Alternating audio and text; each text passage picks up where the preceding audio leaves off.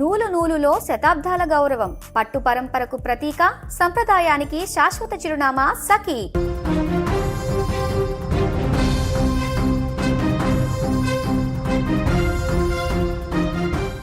ఇప్పుడు ప్రస్తుతం దేశం అంతా కూడా ఒకే ఒక్క అంశంపై కదిలిపోతుంది, రగిలిపోతుంది. ఒక మాటలో చెప్పాలంటే ఈ ఘటన గురించి సోషల్ మీడియాలో కానీ న్యూస్ పేపర్స్లో కానీ చూసినా, విన్నా, చదివిన ప్రతి ఒక్కరు కూడా చెల్లించిపోతున్నారు. ఏంటంటే రాజస్థాన్లో జరిగినటువంటి దారుణమైన ఘటన. అది రాజస్థాన్లో 13 సంవత్సరాల బాలిక మీద జరిగినటువంటి దారుణమైన అటాక్. ఒకరు కాదు, ఇద్దరు కాదు, ఏకంగా 32 మంది 5 రోజుల పాటు 5 హోటల్లో మార్చి సామూహిక అత్యాచారం చేసినటువంటి ఘటన ఇప్పుడు యావత్ దేశాన్ని కదిలిస్తోంది. కోట్ల మంది ప్రజలను ఇవాళ ముందుకొచ్చి సోషల్ మీడియా వేదికగా ప్రశ్నించేలా చేస్తుందనే చెప్పాలి. ఎందుకంటే ఇంటిలో నుంచి బయటకు వచ్చినటువంటి ఒక అమ్మాయి, 13 సంవత్సరాల బాలిక, అంటే స్కూలుకు వెళ్ళేటువంటి ఒక బాలిక నేరుగా ఆటో ఎక్కితే ఆ ఆటోలో ట్యూషన్కి తీసుకువెళ్లాల్సినటువంటి ఆ వ్యక్తి అక్కడి నుంచి కాకుండా ఒక హోటల్లో ఉన్నటువంటి ఒక కిరాయి వ్యక్తికి అమ్మేయడం, ఆ తర్వాత ఆ వ్యక్తి ఆ హోటల్ నుంచి మరొక హోటల్లో ఉన్నటువంటి వ్యక్తులకు అప్పచెప్పడం, ఆ హోటల్ నుంచి ఇంకొక హోటల్ ఇలా 5 రోజుల పాటు 5 హోటల్లో జరిగినటువంటి రాక్షసపు దారుణమైనటువంటి అఘాయిత్యం. ఎందుకంటే ఈ ఘటన తెలిసినటువంటి వినడానికే ఒక 13 ఏళ్ల అమ్మాయి మీద, స్కూల్కి వెళ్ళేటువంటి ఆ పాప మీద, బాలిక మీద ఇంతమంది ఇంత దారుణానికి ఒడిగట్టారంటే అసలు మన భారతదేశంలోనే ఇలాంటి పరిస్థితులు ఉన్నాయా? ఎక్కడున్నాం? అసలు మన దేశంలో ఇలాంటి ఘటనలు ఇంకా కూడా జరుగుతున్నాయా? ఎక్కడున్నాం మనం అనేటువంటి ఒక ప్రశ్న ప్రతి ఒక్కరిలో కూడా ఉత్పన్నమవుతుంది. ఎందుకంటే రాజస్థాన్ ఎక్కడో కూడా లేదు. ఏ విధంగా మనం ఇప్పుడు హైదరాబాద్లో ఉన్నామో, విజయవాడలో ఉన్నామో, విశాఖపట్నంలో ఉన్నామో, అలాగే అక్కడ కూడా రాజస్థాన్లో ఉన్నటువంటి శ్రీ గంగానగర్ కూడా, అది కూడా ఒక ప్రాంతమే. సో అలాంటి అందరూ ఉన్నటువంటి జనసంచారం ఉన్నటువంటి ఒక ప్రాంతంలో ఈ విధంగా బాలిక మీద అటాక్ చేసినటువంటి ఘటనపై ప్రతి ఒక్కరు కూడా సోషల్ మీడియా వేదికగా చెల్లించిపోతున్నారు. ప్రతి ఒక్కరు కూడా ప్రభుత్వాన్ని నిలదీస్తున్నారు. ముఖ్యంగా ఆ ఘటనకు మెయిన్ కారకులైనటువంటి వారందరూ కూడా కఠినంగా శిక్షించాలి, ఎన్కౌంటర్ చేయాలి, వీళ్ళందరూ కూడా ఉరిశిక్ష పడాలి, మరణశిక్ష పడాలి అనేటువంటి ఒక డిమాండ్ అయితే గత 3 రోజుల నుంచి కూడా పెద్ద ఎత్తున ఒక క్యాంపెయిన్ నడుస్తుందనే చెప్పాలి. అయితే మీరు ప్రస్తుతం చాలామంది సోషల్ మీడియా వేదికగా ఎలా అయినా సరే, అంటే పాత ఘటనకు సంబంధించినటువంటి ఆ ఇన్సిడెంట్స్కి సంబంధించిన వీడియోలను, ఫోటోలను వాటన్నిటిని కూడా షేర్ చేస్తున్నారు. కాకపోతే కొంతమంది కావాలని షేర్ చేసేటువంటి వ్యక్తులు ఉన్నారు. అంటే వ్యూవర్షిప్ కోసమో, రీచ్ కోసమో, వాళ్ళ కంటెంట్ అందరికీ వెళ్ళాలి, ఆ పేజెస్ అన్నీ కూడా రీచ్ పెరగాలి అనేటువంటి ఉద్దేశంతో కొంతమంది చేస్తే, మరికొంతమంది మాత్రం ఇలాంటి ఘటనలు చేసిన వాళ్ళని ఇలా శిక్షించాలి అనేటువంటి ఉద్దేశంతో చాలామంది ఆ వీడియోస్ని వైరల్ చేస్తున్నారు, షేర్ చేస్తున్నారు, కామెంట్ చేస్తున్నారు.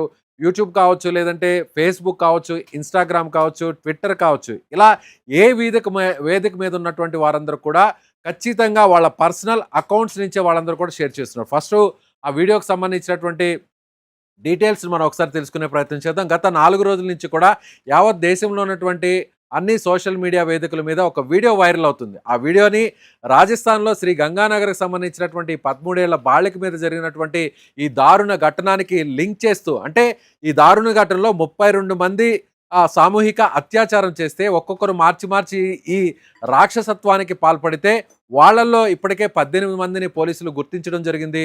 ఆ 18 మందిని పోలీసులు అదుపులోకి తీసుకొని తమ స్టైల్లో వాళ్ళకి పోలీస్ ట్రీట్మెంట్ ఇవ్వడం జరిగింది. వాళ్ళందరినీ అరెస్ట్ చేసి బహిరంగంగా రోడ్డు మీద నడిపిస్తున్నారు. అందులో ఒక అమ్మాయి కూడా వాళ్ళ మీద అటాక్ చేస్తూ, దాడి చేస్తూ, లాఠీతో కొడుతున్నటువంటి దృశ్యాలన్నీ కూడా ఇప్పుడు వైరల్ అవుతున్నాయి. కానీ ఈ వీడియోలన్నీ కూడా గత 2 రోజుల నుంచి కూడా రాజస్థాన్కి సంబంధించినటువంటి బాలిక ఘటనలో ఎవరైతే నిందితులు ఉన్నారో, ఆ దారుణమైనటువంటి రాక్షసులుగా ఉన్నారో, మనుషుల ముసుగు వేసుకున్నటువంటి రాక్షసులు ఉన్నారో, ఈ కామాంధులు ఉన్నారో వాళ్ళు అనేటువంటి ఉద్దేశంతో అందరూ కూడా షేర్ చేశారు.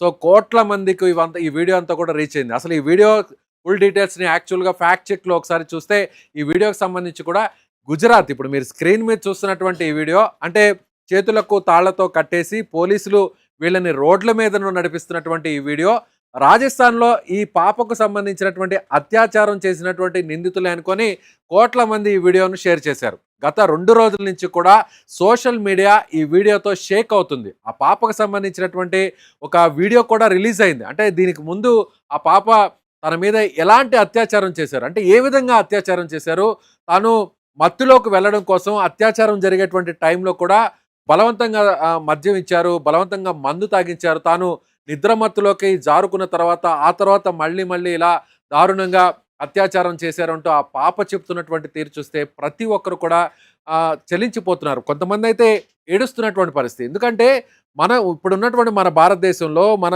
ఏ రాష్ట్రంలో అయినా సరే ఇలాంటి ఘటనలు ఇంకా జరుగుతున్నాయి. అసలు ఎక్కడున్నా మనకున్నటువంటి చట్టాలు నిజంగా ఇలాంటి వ్యక్తుల్ని ఏం చేస్తున్నాయి? మనకున్న కోర్టులు కావచ్చు, పోలీస్ స్టేషన్లు కావచ్చు, విచారణ అధికారులు కావచ్చు, దర్యాప్తు సంస్థలు కావచ్చు, ఇంకా ఇలాంటి వ్యక్తుల్ని ఎందుకు బతికి ఉంచున్నారు, ఇంకా ఇలాంటి వ్యక్తుల్ని ఎందుకు ఈ విధంగా కాల్చి పారేయలేదు, చంపేయలేదు, ఉరిశిక్ష వేయలేదు, ఎన్కౌంటర్లు ఎందుకు చేయట్లేదు అనేటువంటి ఒక డిమాండ్ అయితే రేజ్ అవుతుంది. ప్రస్తుతం ఆ వీడియోని మీరు ఒకసారి స్క్రీన్ మీద చూడొచ్చు. వైరల్ అవుతున్నటువంటి ఈ వీడియో మాత్రం ఈ పాపకు సంబంధించినటువంటి అత్యాచారం చేసినటువంటి నిందితులు కాదు. కాకపోతే ఈ వీడియో మాత్రం గుజరాత్లో ఉన్నటువంటి పతానా అనేటువంటి ఒక ప్రాంతంలో ఒక ఫామ్ హౌస్లో కొంతమంది అక్కడికి వచ్చి పార్టీ చేసుకునేటువంటి క్రమంలో అక్కడ ఉన్నటువంటి ఆ ఫామ్ హౌస్ యజమానికి అతనికి వాళ్ళకి మధ్య చిన్నపాటి ఘర్షణ జరిగింది. ఆ ఘర్షణ జరిగిన వెంటనే ఇది మార్చి 2026 మార్చిలో జరిగినటువంటి ఘటన. సో ఈ ఘటనకు సంబంధించి అక్కడ వాళ్ళు చేస్తున్నటువంటి ఆ బెదిరింపులు, ఆ రాద్ధాంతానికి సంబంధించి, ఆ ఘర్షణ వాతావరణానికి సంబంధించి ఆ ఫామ్ హౌస్ యజమాని సమీపంలో ఉన్నటువంటి పోలీస్ స్టేషన్కు ఫిర్యాదు చేయడం జరిగింది. ఆ ఫిర్యాదు అందుకున్నటువంటి పోలీసులు, లోకల్ పోలీసులు నేరుగా అక్కడ పెట్రోలింగ్ కోసం అక్కడికి రావడం జరిగింది. అక్కడికి వచ్చినటువంటి పోలీసుల మీద అక్కడ ఫామ్ హౌస్లో ఉన్నటువంటి ఆ యువకులతో పాటు మరికొంతమంది వాళ్ళ ఫ్రెండ్స్కు, వాళ్ళకి సంబంధించినటువంటి వ్యక్తులకు వెంటనే ఫోన్ కాల్స్ ద్వారా సమాచారం అందించడంతో మరొక 10 కార్లలో నేరుగా వీళ్ళందరూ కూడా అక్కడికి రావడం జరిగింది. 20 మంది అక్కడికి వచ్చి నేరుగా పోలీసుల మీద దాడి చేయడం జరిగింది. పోలీసులను ఒక రకంగా చెప్పాలంటే హత్య చేసేంత స్థాయిలో వాళ్ళ మీద అటాక్ చేసినటువంటి పరిస్థితి. కాబట్టి ఫిర్యాదు చేసినటువంటి వ్యక్తి మీద దాడి చేయడం, అలాగే ఫిర్యాదు అందుకున్నటువంటి పోలీసులు, అక్కడికి వచ్చినటువంటి పోలీసుల మీద కూడా ఈ స్థాయిలో చంపేంత స్థాయిలో వాళ్ళంతా కూడా గుండాలుగా వ్యవహరించడం, ఇదంతా చేస్తే అంటే ఎవరైనా కానీ పోలీసుల మీద చేయి చేసుకోవాలన్నా కూడా, పోలీసుల మీద దాడి చేయాలన్నా కూడా అందరికీ కూడా ఒక భయం కలగాలి. మళ్ళీ ఇంకొకరు ఈ విధంగా ముందుకు రావాలంటే, ఆ సాహసం చేయాలి అన్న కూడా ఆలోచన కూడా మదిలోకి రావాలంటే కూడా రాకుండా చేయాలంటే పోలీస్ స్టైల్లో ఇలా ట్రీట్మెంట్ ఇచ్చి వీళ్ళందరూ కూడా బహిరంగంగా రోడ్ల మీదకు తిప్పితే ఎవరు కూడా పోలీసుల మీద ఇలా రియాక్ట్ కారు అని చేయడానికి పోలీసులు ఇటీవల వాళ్ళందరినీ కూడా రోడ్ల మీదకి తీసుకురావడం జరిగింది. వాళ్ళని తాళ్లతో కట్టేసి చేతులు ఇలా సంకెళ్ళు వేసిన విధంగా ఒకరి వెంట ఒకరిని నడిపిస్తూ కూడా రోడ్ల మీద తీసుకొచ్చినటువంటి పరిస్థితి. ఆ ఓల్డ్ వీడియోని ప్రస్తుతం ఎవరో తెలుసో తెలియకో కొంతమంది సోషల్ మీడియాలో దీన్ని పెట్టడం జరిగింది. చాలా మంది ఆ బాధిత బాలికకు సంబంధించి ఆ అత్యాచారం చేసినటువంటి దుర్మార్గులు ఎవరైతే ఉన్నారో వీళ్లే వాళ్ళు అనుకొని అపోహపడి ఆ వీడియోని లక్షల సంఖ్యలో షేర్లు చేయడం జరిగింది. కోట్ల సంఖ్యలో అది రీచ్ అవ్వడం జరిగింది. దేశమంతా కూడా ఇప్పుడు ఈ వీడియోతో షేక్ అవుతున్నటువంటి పరిస్థితి. కానీ ఉద్దేశం ఏదైనా కానీ, ఇది కావాలని చేసినా, లేకపోతే అపోహపడి చేసినా, లేకపోతే క్లారిటీ లేకుండా చేసినా, తొందరపడి చేసినా కానీ అందరి ఉద్దేశం ఒకటే. ఇవాళ దేశమంతా కూడా ఒకటే కోరుకుంటుంది. 32 మంది 13 ఏళ్ల బాలిక మీద ఇంత దారుణాన్ని కొడికడితే ఇంకా మనం ప్రభుత్వాలు, చట్టాలు, కేసులు, దర్యాప్తులు అని ఇంకా కూడా మాట్లాడుకోవడం అనేది చాలా అత్యంత విషాదకరమైనటువంటి ఘటన.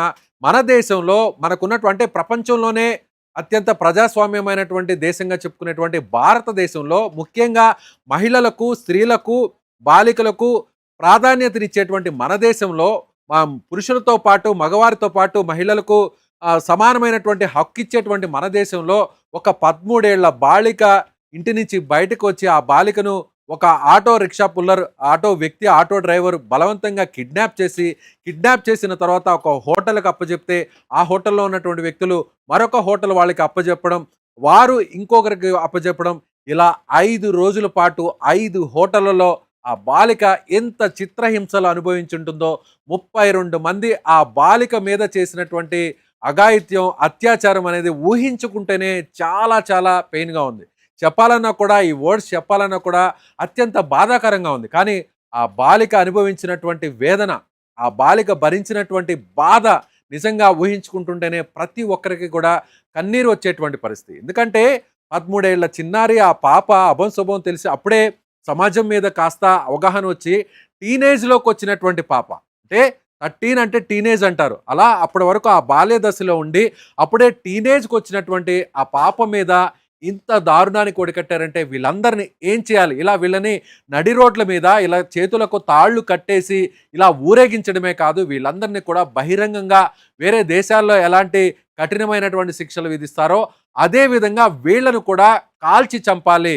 కొందరైతే కాదు కాదు, మనం కామెంట్స్ని ఒకసారి చూస్తే చాలా కామెంట్స్ అన్నీ కూడా ఉన్నాయి. వీళ్ళని ఎన్కౌంటర్ చేయాలని మరికొంతమంది, కాదు వీళ్ళని కాళ్ళు చేతులు నరికివేయాలని కొంతమంది, కాదు వీళ్ళు 2 చేతులను కట్ చేయాలని కొంతమంది అయితే వీరి జననాంగాలను కట్ చేసి వీళ్ళని దారుణంగా మరొకరిని ఈ విధంగా ఇంత అఘాయిత్యానికి పాల్పడనీయకుండా చేయాలంటే మరొకరు కూడా ఎవరన్నా సాహసించాలన్నా కూడా ఎవరు కూడా ముందుకు రాకుండా భయపడాలంటే అంత అంత స్థాయిలో అంత దారుణమైనటువంటి శిక్షలు వీళ్ళకు వేయాలి అనేటువంటి డిమాండ్ను ప్రతి ఒక్కరు కూడా చేస్తున్నారు.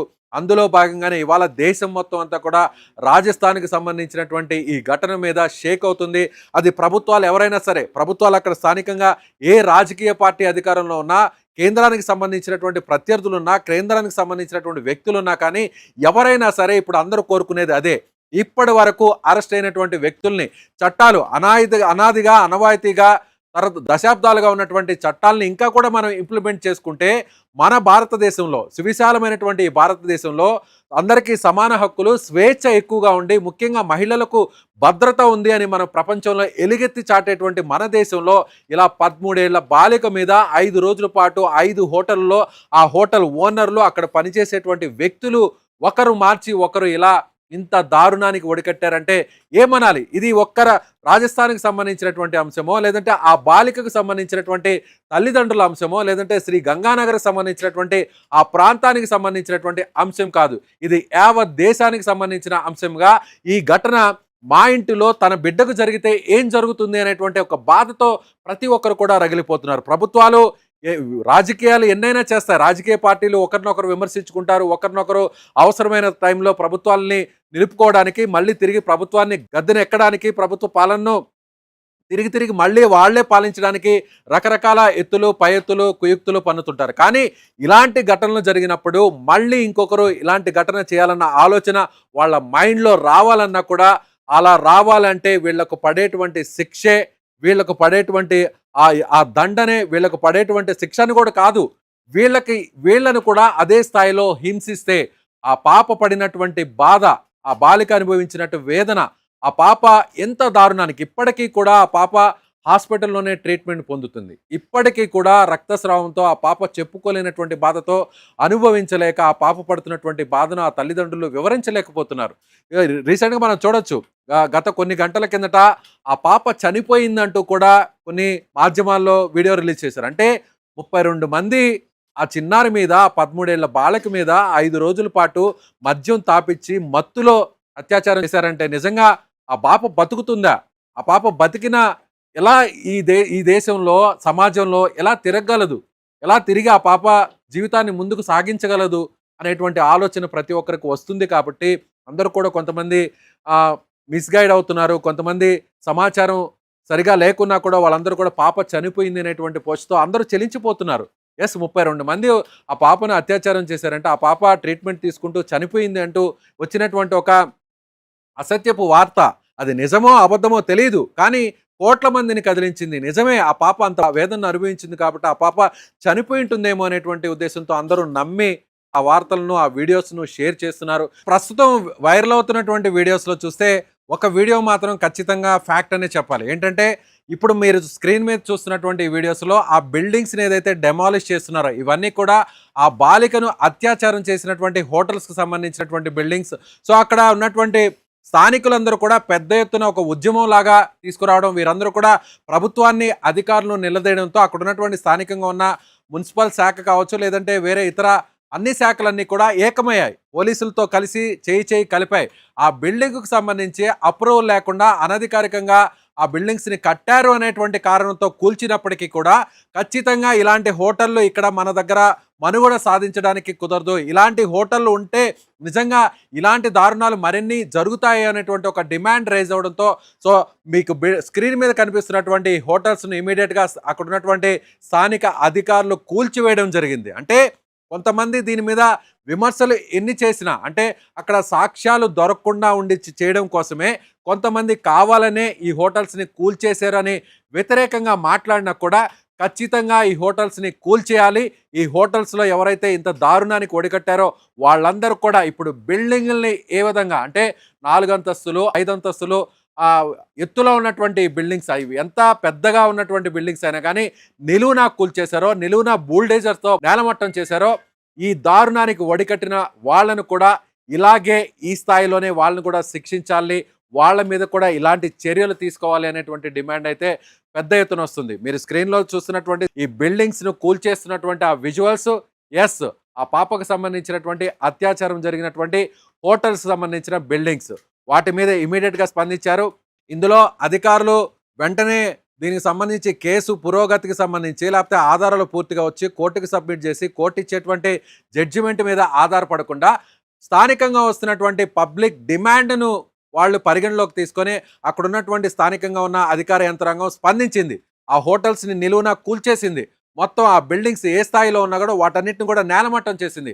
హోటల్స్ను మాత్రమే కూల్చడం కాదు, ఆ హోటల్స్లో ఇంత దారుణానికి ఒడిగట్టినటువంటి ఆ 32 మందిని కూడా ఇదే బిల్డింగ్ల కింద సమాధి చేయాలి అనేటువంటి ఒక డిమాండ్ అయితే పెద్ద ఎత్తున వస్తుంది. కాబట్టి మీరేమనుకుంటున్నారో మీరు కూడా మీ అభిప్రాయాన్ని కామెంట్ రూపంలో తెలియచేయండి. ఈ విశ్లేషణ అంతా కూడా ఒకే ఒక్క మాట, యావత్ దేశమంతా కదిలింది. మొత్తం రాష్ట్రం, భాష, ప్రాంతం, కులం, మతం, వర్గం, లింగం అనే భేదం లేకుండా యావత్ దేశమంతా కూడా గత 4 రోజుల నుంచి మీడియా, సోషల్ మీడియా వేదికగా మొత్తం సోషల్ మీడియాని షేక్ చేస్తున్నారు. అది ఒకే ఒక్క ఘటనకు సంబంధించి ఈ పాప, ఈ చిన్నారి 13 ఏళ్ల చిన్నారి మీద 32 మంది 5 రోజుల పాటు చేసినటువంటి ఈ దారుణమైనటువంటి అత్యాచారం, ఈ సామూహిక అత్యాచారం, వీళ్ళకి ఎలాంటి శిక్షలు పడాలి, వీళ్ళని ఏ విధంగా శిక్షించాలి, వీళ్ళని ఏ విధంగా హింసించాలి. సో మనం 2016లో జరిగినటువంటి ఒక ఘటన యావత్ దేశాన్ని మొత్తాన్ని కదిలించింది. అందులో 23 సంవత్సరాలు ఉన్నటువంటి ఒక స్టూడెంట్ తన ఫ్రెండ్తో కలిసి బస్సులో ట్రావెల్ చేస్తున్నటువంటి ఘటన నిర్భయ. ఈ నిర్భయ అనే పేరు చెప్పిన ప్రతి ఒక్కరికి ఆ ఇన్సిడెంట్ గుర్తొస్తుంది. నిర్భయ పేరు చెప్పగానే ఇప్పటికీ దేశంలో మనం ప్రతి ఒక్కరు కూడా ఆ ఘటన గురించి మనం మాట్లాడుకుంటాం. బస్సులో తన ఫ్రెండ్తో కలిసి ట్రావెల్ చేస్తున్నటువంటి క్రమంలో కొంతమంది ఆ బస్సులో ఉన్నటువంటి వ్యక్తులు కొంతమంది బస్సులోకి చొరబడి ఆ పాపను ఆ యువతిని అటాక్ చేయడం, అతన్ని దాడి చేయడం, అతను బస్సులో నుంచి తోసివేసి బస్సులోనే అత్యంత దారుణంగా సామూహికంగా అత్యాచారం చేయడం. నిజంగా ఆ పాపం మీద జరిగినటువంటి, ఆ యువత మీద జరిగినటువంటి దాడి ఇప్పటికి కూడా మనం చర్చించుకుంటాం. దేశాన్ని మొత్తాన్ని ఇది కదిలించింది. సో పార్టీలను కదిలించింది, ప్రజలను కదిలించింది, అన్ని ప్రాంతాలని కూడా కదిలించి ఏకం చేసింది. అప్పుడే ప్రభుత్వాలు కూడా స్పందించాయి. సో వెంటనే ఇమీడియట్గా ఇన్వెస్టిగేషన్ జరిగింది. ఈ ఘటనకు గారకుల్లో కొంతమంది ఎవరైతే మైనర్లు కూడా ఉన్నటువంటి విషయం కూడా తెలిసింది. ఈ ఘటనకు సంబంధించి నిర్భయ ఘటనలో కారకులు ఎవరైతే ఉన్నారో ఆ దుర్మార్గులకు శిక్ష వేయడం జరిగింది. ఆ తర్వాత రీసెంట్గా 2 సంవత్సరాల కిందట వెస్ట్ బెంగాల్లో జరిగినటువంటి ఒక మెడికో, అంటే ఒక ట్రైనింగ్లో ఉన్నటువంటి ఒక ఎవరైతే వైద్యురాలు ఉన్నారో ఆ వైద్యురాలు అక్కడ డ్యూటీ చేస్తున్నటువంటి క్రమంలో అక్కడ ఆమె మీద అత్యాచారం చేసి హత్య చేసినటువంటి ఘటన ఇప్పటికీ గుర్తుంది. సో ఇలాంటి ఇన్సిడెంట్ ఒక్కసారిగా దేశాన్ని అంతా కూడా ఏకం చేస్తున్నాయి. కాబట్టి ఇప్పటికైనా ఈ 2 ఘటనలతో పోలిస్తే ఇలాంటి ఘటనలు చాలా జరిగాయి, కానీ ఇప్పుడు జరిగినటువంటి ఘటన మాత్రం మళ్ళీ ప్రతి ఒక్కరిని కూడా ఆలోచింపజేస్తుంది, ప్రతి ఒక్కరిని కూడా ఉద్వేగపూరితంగా మాట్లాడేలా చేస్తుంది. ప్రతి ఒక్కరిని కూడా సోషల్ మీడియా వేదికగా ఇలా ఏ వార్త వచ్చినా, రాజస్థాన్కి సంబంధించినటువంటి ఆ పాపకు సంబంధించినటువంటి ఏ అప్డేట్ వచ్చినా కూడా, ఏ వీడియో వచ్చినా కూడా, ఏ ఫోటో వచ్చినా కూడా, ఎస్ ఇది ఆ పాపకు సంబంధించినటువంటి వీడియోనేమో, ఎస్ ఇది ఆ పాపకు రిలేటెడ్గా ఉన్నటువంటి పోస్ట్ ఏమో అనేటువంటి ఉద్దేశంతో అందరూ కూడా షేర్ చేస్తున్నారు, అందరూ కూడా వైరల్ చేస్తున్నారు. కానీ అందరి ఉద్దేశం ఒకటే, ఈ పాప మీద ఇంతటి అఘాయిత్యానికి పాల్పడినటువంటి ఆ దుర్మార్గుల్ని శిక్షించాలి. బయట దేశాల్లో ఎలాంటి కఠిన చట్టాలు ఉన్నాయో, బయట దేశాల్లో ఎలాంటి కఠిన శిక్షలు ఉన్నాయో ఇలా బహిరంగంగా వీరందరినీ కూడా తీయాలి. అవసరమైతే ఎన్కౌంటర్ చేయాలి, అవసరమైతే వీళ్ళ జననాంగాలను కత్తిరించి మరీ శిక్షించాలి అనేటువంటి ఒక డిమాండ్ అయితే వస్తుంది. సో నేను కూడా ఒక మనిషిగా, నేను కూడా ఒక తండ్రిగా ఇలాంటి పాప మీద జరిగినటువంటి దారుణం గురించి చెప్పడం, విశ్లేషించడం చాలా బాధ కలిగిస్తుంది. కాబట్టి ఈ వీడియో చూస్తున్న వారు మళ్ళీ ఇలాంటి ఘటన మన దేశంలో, మన ప్రాంతంలో జరగకుండా ఉండాలంటే, పిల్లలకు ఒక రక్షణ కలగాలంటే, ఒక భద్రత కలగాలంటే, ఎవరైనా ఇలాంటి దారుణానికి ఒడికట్టాలంటే మళ్ళీ అటువైపు కన్నెత్తి చూడకుండా ఆలోచన వాళ్ళ మదిలో రాకుండా ఉండాలంటే ఏం శిక్ష వేయాలో, ఏ విధంగా శిక్షించాలో, ఏ విధంగా హింసించాలో మీరు కూడా కామెంట్ బాక్స్లో తెలియచేయండి.